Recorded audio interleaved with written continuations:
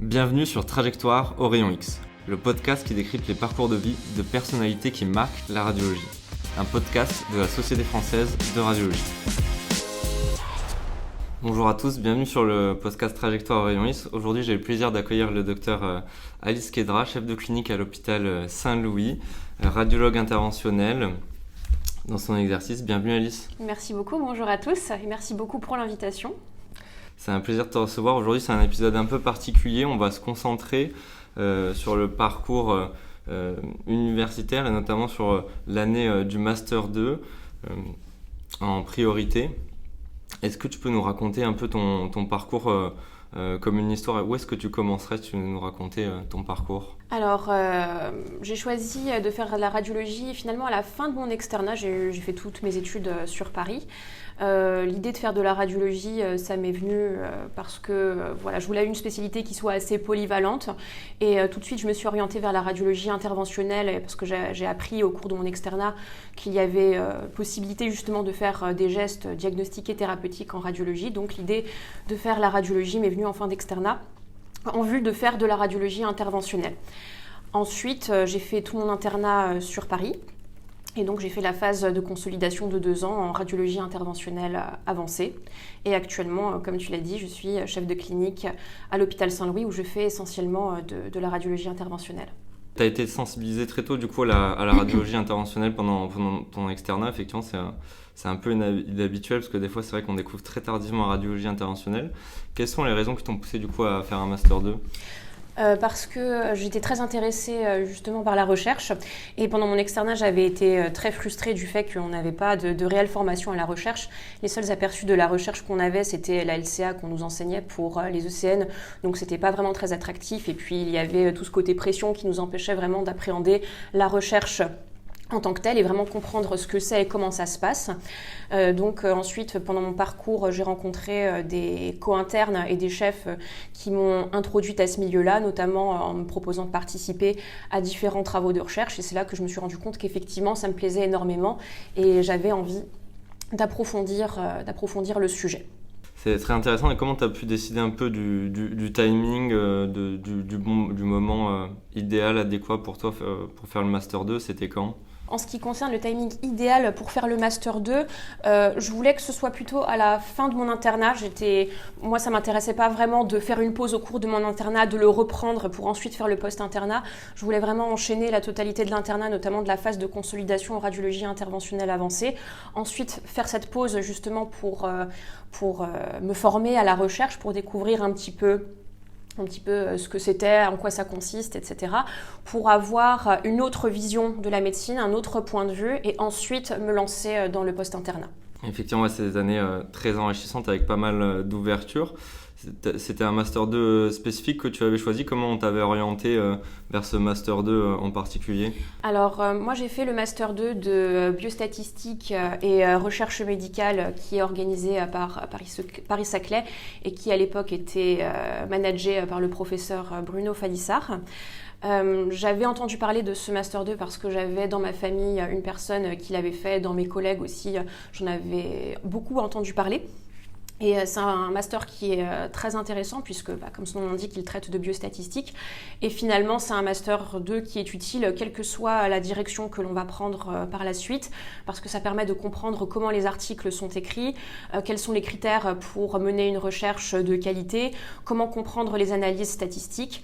Donc, c'était un master 2 qui m'avait semblé très utile, quelle que soit la direction de ma carrière future.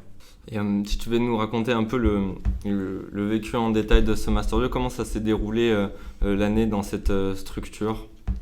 Un peu le rythme de cette année avec les différents cours, par exemple, le rythme de cette année. Alors, je pense que c'est un rythme qui est assez variable d'un Master 2 à un autre. Donc, si jamais vous êtes intéressé pour faire un Master 2, c'est très important de se renseigner à l'avance, justement, sur le déroulement de l'année. En tout cas, pour le Master 2 que j'ai réalisé de mon côté, il y avait d'abord une partie entièrement théorique avec d'abord des cours avant même de commencer l'année de Master 2. Donc c'était un peu comme une pré-rentrée pour se familiariser avec le logiciel de biostatistique qui est R. Donc ça, c'était avant même que l'année de Master 2 commence en tant que telle, à partir du mois de septembre-octobre. Ensuite, on a commencé les cours à partir de octobre environ. Donc ça coïncidait avec la fin de mon internat, mais j'ai pu rattraper les cours après. C'était des cours qui étaient donnés essentiellement en distanciel, même en totalité en distanciel. On pouvait tout à fait se présenter à la faculté, mais tout était enregistré et fourni ensuite aux étudiants, donc on pouvait le suivre depuis nos domiciles respectifs. Les cours, ils étaient divisés en 2 semestres. Et globalement, la fin définitive des cours, c'était vers le mois d'avril, je pense, avec des partiels justement qui avaient lieu à ce moment-là. Une petite période de révision de quelques semaines, donc je pense que les cours ils étaient échelonnés jusqu'au mois de mars environ.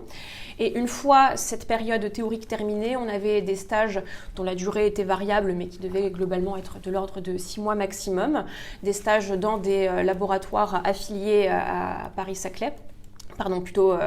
Validé par l'université, par l'administration de la faculté, où on devait réaliser un projet de recherche, en tout cas participer à un projet de recherche, et à l'issue présenter un mémoire, ça c'était vers le mois de septembre donc de l'année suivante, où on expliquait quel avait été notre rôle dans la réalisation de cette recherche, présenter le protocole de la recherche et les résultats préliminaires. D'accord. Du coup, tu as réalisé ton stage de 6 mois dans quel laboratoire ? C'était le laboratoire Bioteris. Bioteris qui est dirigé par le professeur Tselikas. Ok. Est-ce que tu peux donner un exemple un peu de ce que tu as réalisé du coup comme projet de stage cette année pour un peu un ordre d'idée des sphères Le sujet de mon Master 2 a permis de concilier mon attrait pour la radiologie interventionnelle et pour la recherche. Donc j'ai choisi justement un sujet orienté radiologie interventionnelle. Et le thème, c'était d'évaluer l'impact de l'embolisation portale sur la réponse tumorale globale, que ce soit locale ou à distance. En gros, le but était de vérifier est-ce que l'embolisation portale fait progresser les tumeurs et contre-indique secondairement les patients pour leur projet chirurgical initialement prévu. Comme quoi, c'est tout à fait possible de faire de la radiologie interventionnelle en Master 2. Il n'y a pas que des sujets effectivement de radiologie de diagnostic ou de sciences fondamentales. Les thèmes peuvent être très variés. Donc c'est très intéressant d'avoir ce point de vue-là. Et au niveau du déroulement de cette année, est-ce que tu es dans ce Master 2, tu as été en contact avec d'autres disciplines en particulier? Quel a été un peu l'environnement de ce Master 2? Est-ce que tu as retrouvé d'autres radiologues, des disciplines particulières? Alors, effectivement, beaucoup de radiologues, parce que c'est un projet, puisqu'il est toujours en cours, qui est multicentrique. Donc, il y a plusieurs centres en France qui participent à ce projet et qui vont participer. Beaucoup de radiologues diagnosticiens qui m'ont effectivement drivé sur certains aspects de la recherche pour que le recueil soit le plus fiable possible. Bien évidemment, des radiologues interventionnels intéressés par la question. Également des chirurgiens, notamment chirurgiens digestifs, hépatiques, etc., qui avaient une formation complémentaire en biostatistique. Donc, qui m'ont beaucoup aidé pour ce projet-là. Également des biostatisticiens purs. Concrètement, comment ça se passe un peu la vie dans cette année de Master 2, on va dire, entre ton équilibre, entre le temps professionnel, le temps personnel un peu? Quel est le quotidien, on va dire, auquel on est confronté quand on est en Master 2 en termes de planning, de gestion, d'organisation? À quoi ça ressemble un peu comparé à l'hôpital, effectivement, parce qu'on est tous habitués au rythme de l'hôpital avec nos vacations, nos astreintes, nos gardes. C'est quoi un peu le parallèle entre ces deux univers, les différences? Il y a énormément de différences et c'est une vaste question parce qu'encore une fois, je pense que ça dépend réellement du Master 2 qu'on fait, ça dépend de son propre rythme à soi. Je pense que ça demande quand même une certaine rigueur au début parce que c'est vrai qu'on n'a pas de réelles contraintes horaires, c'est-à-dire qu'on vient en cours ou on ne vient pas en cours, ça dépend vraiment de la volonté de chacun, mais si on ne va pas en cours, parce qu'effectivement on n'est pas fliqué du tout, il faut quand même avoir la rigueur de se mobiliser à travailler chez soi.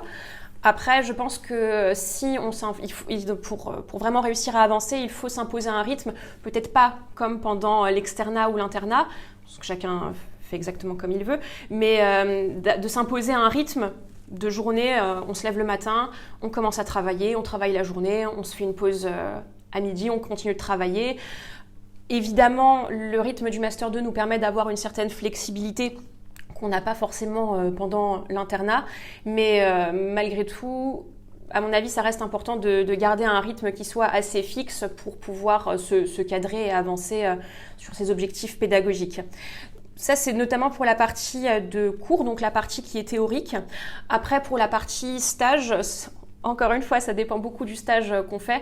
Il y a le plus souvent des horaires qui sont imposés, mais qui peuvent l'être de façon purement théorique, parce que chaque stage est drivé par un contrat, donc qui impose certaines heures.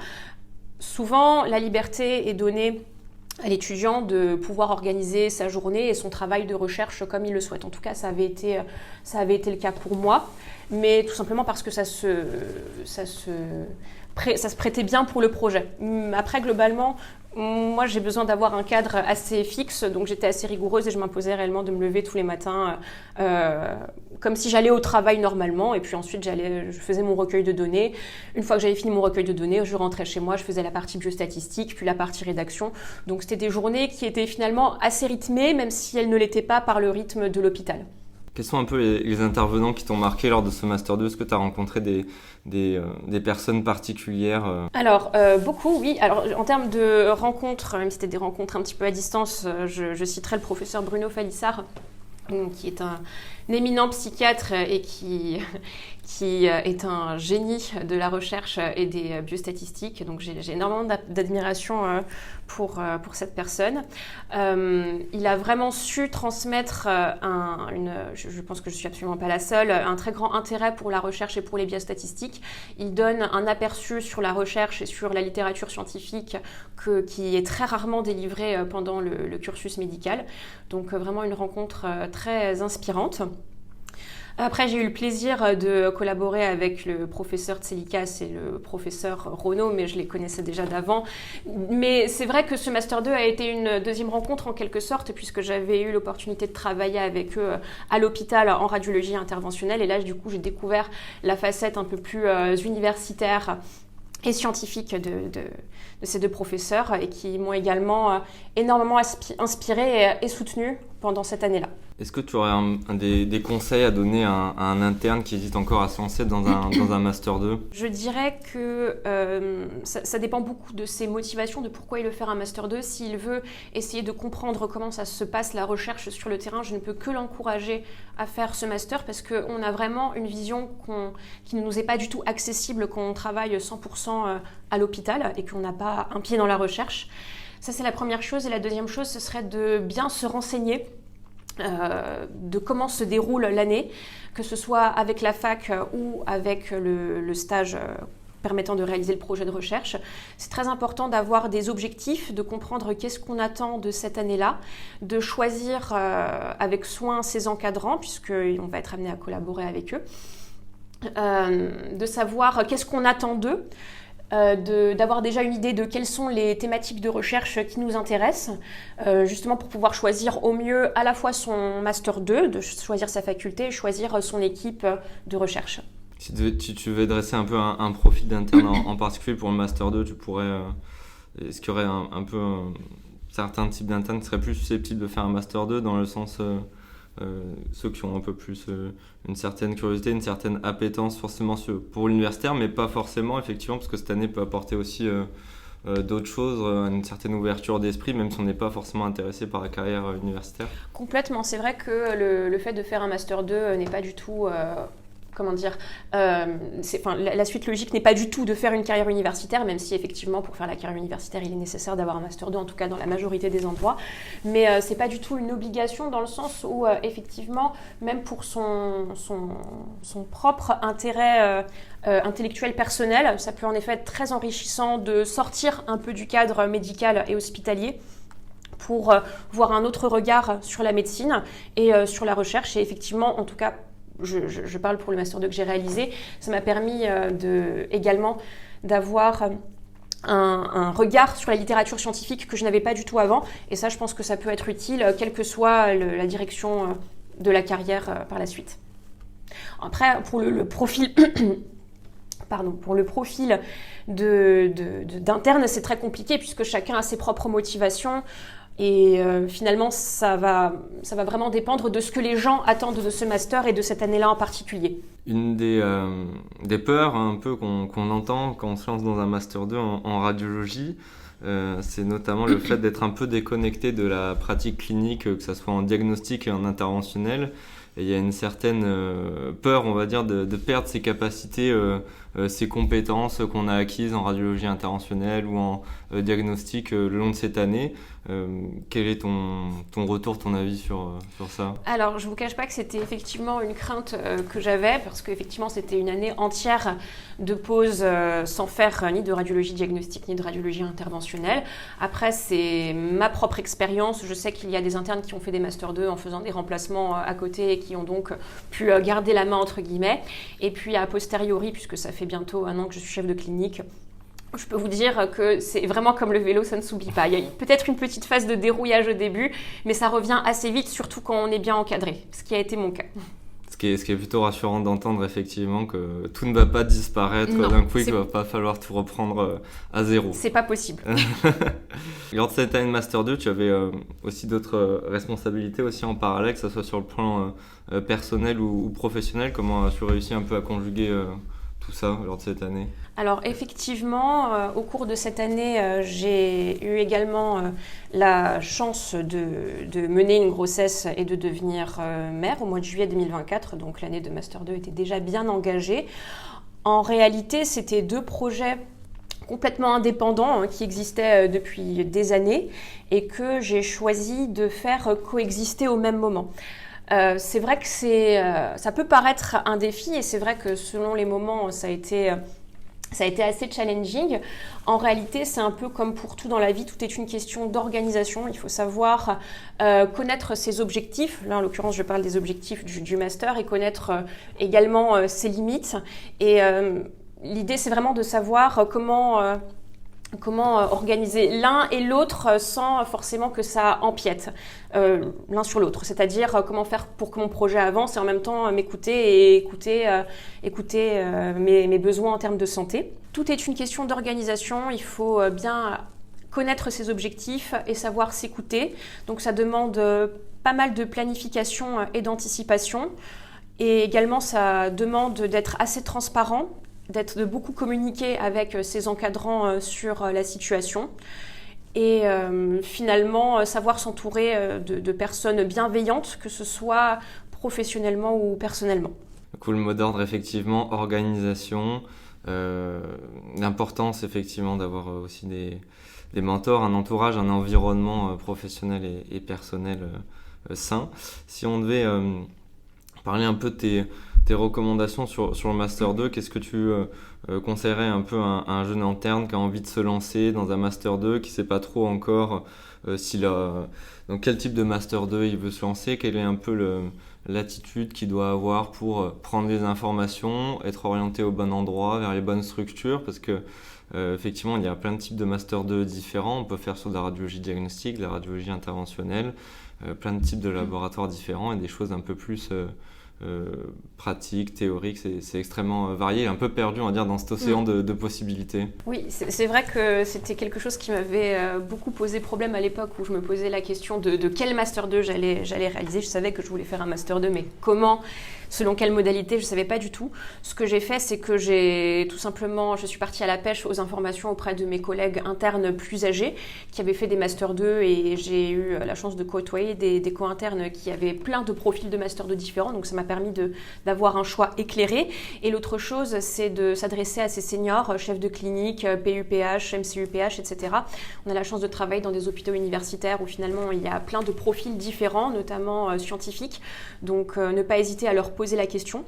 Ensuite, il y a 2 choses qu'il faut distinguer. Il y a l'attrait pour le type de Master 2, c'est-à-dire qu'est-ce qu'on veut apprendre, quelles sont les compétences qu'on veut développer. Moi, ce qui m'intéressait, c'était vraiment de comprendre comment on construit un article et pour pouvoir par la suite analyser correctement les articles scientifiques que j'allais être amenée à lire dans le reste de ma carrière. Et la deuxième chose, c'est vers quel type de projet on veut s'orienter. Qu'est-ce qui nous intéresse dans notre pratique quotidienne?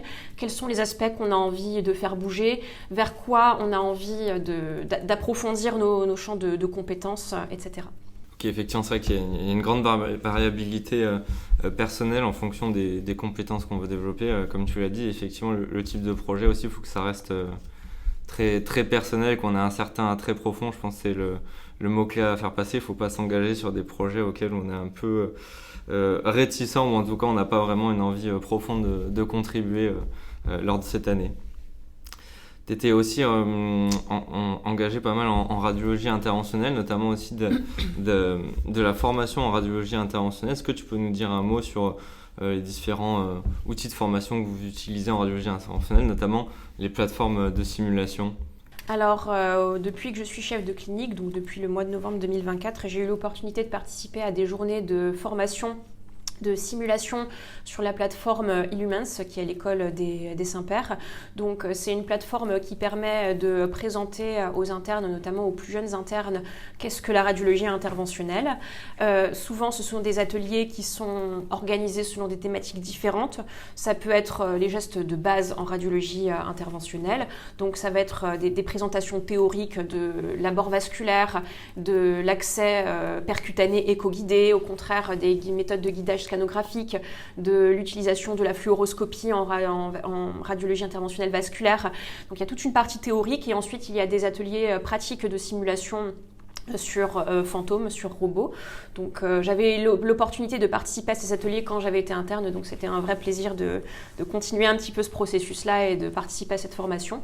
Et il y a également des ateliers qui abordent d'autres thématiques, pas forcément pratiques dans le sens qui ne concernent pas le geste en tant que tel, mais qui vont concerner tout ce qu'il y a autour du geste en radiologie interventionnelle, que ce soit les pratiques anesthésiques ou bien le contact avec le patient, comment mener une consultation de radiologie interventionnelle, comment expliquer une complication à un patient. Donc tous les aspects qui ne sont pas forcément qui ne se prêtent pas forcément à une formation théorique, qu'on peut difficilement apprendre sur le terrain dans la vraie vie, mais pour lesquels on a vraiment besoin d'une formation. Donc en ce sens, ces ateliers sont effectivement très utiles. Est-ce qu'il y avait des exemples un peu de dispositifs que vous utilisez pour cette formation pratique? Alors il y en a de plein de types différents. Il y a toute une partie pour les abords percutanés.